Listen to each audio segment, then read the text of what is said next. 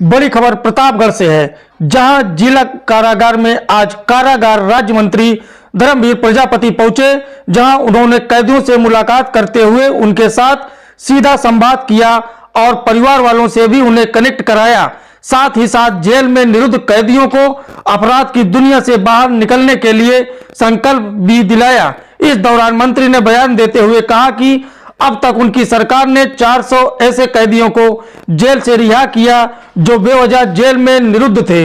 इसके साथ ही साथ दया अच्छा वाले 1200 कैदियों में 1000 कैदियों को छोड़ दिया गया, जबकि अन्य कैदियों को छोड़ने की है। वहीं उन्होंने कहा कि उत्तर प्रदेश में जो पेशेवर अपराधी हैं उनके साथ कोई भी कोताही नहीं बरती जाएगी। तो वहीं समाजवादी पार्टी के विधायक सोलंकी को जेल भेजने के बाद लग रहे भाजपा के आरोपों को उन्होंने निराधार बताया और कहा कि किसी भी विधायक के साथ कोई भेदभाव नहीं किया जा रहा है। देखिए, जब से जेल मंत्री बने, जेलों में जाकर के देखा तो युवाओं की संख्या अधिक है। जब समझ में आया कि युवा देश का प्रदेश का भविष्य होता है और देश का प्रदेश का भविष्य न बन पाए तो अपने घर का भविष्य तो होता ही है, और जिस घर का भविष्य जेल में हो वो परिवार अंधकारमय हो जाता है।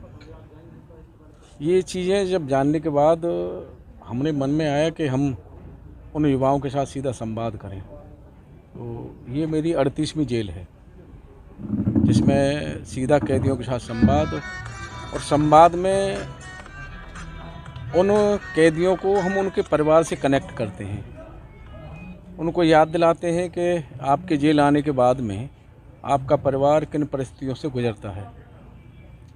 उनको एहसास होता है, और एहसास होता है तो उनसे एक संकल्प भी कराते हैं कि आगे जीवन में कोई अपराध न करें, अच्छे नागरिक बन करके बाहर जाएं। क्या कुछ कैदी छोड़े भी जाने की संभावनाएं हैं जो लंबे समय से? देखिए, मैं आपके माध्यम से जानकारी देना चाहूँगा कि हमने 400 कैदी ऐसे छोड़े हैं जो अर्थदंड में बंद थे। समाज सेवकों के माध्यम से पैसा जमा करके वो अपने घर जा चुके हैं। 1200 कैदी हमारे लगभग जो दया याचिका वाले थे, उनमें से करीब 1000 करीब कैदी छूट चुके हैं और फाइलें अभी चल रही हैं। जब 60 साल की उम्र की बंदिश ख़त्म हुई है तो केंद्रीय कारागारों से एक जेल से, जैसे आगरा की केंद्रीय कारागार से 900 बंदी छूटे थे, ऐसे केंद्रीय कारागारों से 700 800 बंदी छूटे हैं।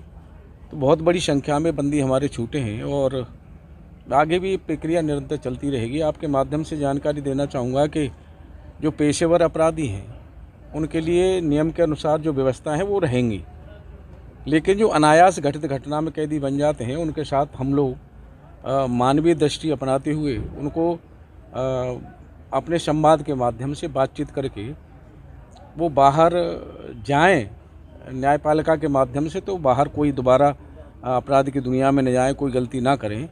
ये एहसास भी करा रहे हैं हम और उनको सुधरने का एक अवसर भी दे रहे हैं। अखिलेश यादव हुआ किस रूप में आप लेते हैं? देखिए, मैं कह रहा हूँ कि पेशेवर अपराधी है, उसके साथ नियम में कोई छूट नहीं है। नियम के अनुसार जैसा है, अनायास घटित घटना में है, विधायक है हमारा, विधायक की जो नियम व्यवस्था है उसी के अनुसार।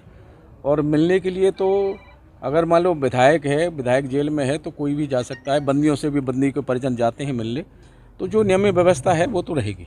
सपाइयों का आरोप है कि इरफान सोलंकी की लोकप्रियता की वजह से निकाय चुनाव को प्रभावित करने के लिए उनको जेल में डाला गया है। ऐसा कुछ नहीं है। अब न्याय में न्यायपालिका का काम है, हम लोगों का ये काम नहीं है कि हम लोग सरकार जेल में भेजे किसी को।